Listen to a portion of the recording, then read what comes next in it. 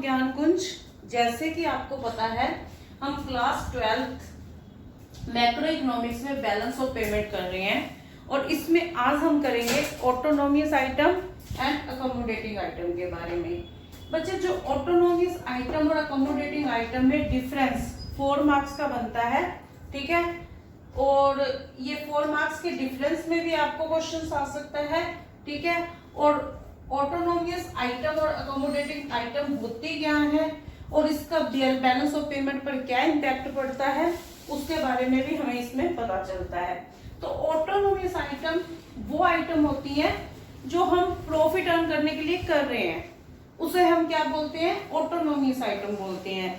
Means वो items जो BOP में इंक्लूड होती हैं, जैसे जो हम एक्सपोर्ट कर रहे हैं रेस्ट ऑफ वर्ल्ड में, इंपोर्ट कर रहे हैं रेस्ट ऑफ वर्ल्ड से, और जिसके पीछे हमारा मोटिव क्या है, प्रॉफिट अर्न करना, वो सब कुछ इंक्लूड होता है ऑटोनोमियस आइटम के अंदर, ठीक है।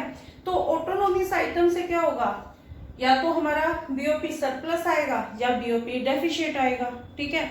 और इसलिए इसको क्या किया जाता है, ये जो होती है मतलब इससे क्या होता है, बीओपी में इम्बैलेंस भी आ सकता है, मतलब या तो सरप्लस आएगा या डेफिशिएट आएगा। और इसे ऑटोनोमियस आइटम को हम क्लासिफाइड करते हैं अबव द लाइन आइटम्स के अंदर। तो ऑटोनोमियस आइटम वो होगी जो प्रॉफिट अर्न करने के लिए की जाती है। इससे क्या होता है कि बीओपी इम्बैलेंस होता है, एक्सपोर्ट और इंपोर्ट जो किया जाता है उससे सरप्लस और डेफिशिएट आता है। और जो एक्सपोर्ट और इंपोर्ट हम करते हैं वो कंज्यूमर गुड्स और कैपिटल गुड्स दोनों का इंक्लूड किया जाता है, और ये जो होती हैं अबव द लाइन आइटम्स होती हैं। अब बात करें अकोमोडेटिंग आइटम्स की, तो ये जो अकोमोडेटिंग आइटम होती हैं ये प्रॉफिट अर्न करने के लिए नहीं होती हैं, ठीक है। ये जो इम्बैलेंस आता है हमारा बीओपी में ऑटोनोमियस आइटम के कारण, इसको करेक्ट करने के लिए किया जाता है, अकोमोडेटिंग आइटम को लिया जाता है बीओपी के अंदर, ठीक है।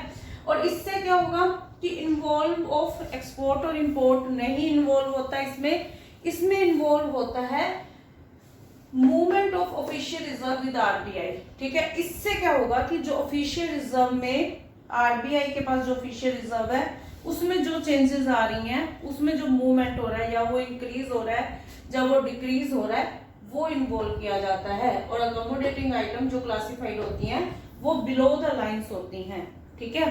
तो अब आगे हम इसमें करेंगे ऑफिशियल रिजर्व के बारे में, और ये अकोमोडेटिंग आइटम का उसमें क्या रोल होता है उसके बारे में हम आगे पढ़ेंगे।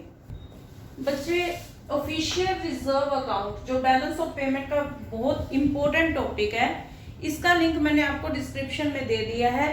ये जो टॉपिक है, ये अगर आपको इस टॉपिक की अंडरस्टैंडिंग हो जाती है तभी आपको बैलेंस ऑफ पेमेंट की अंडरस्टैंडिंग हो पाएगी।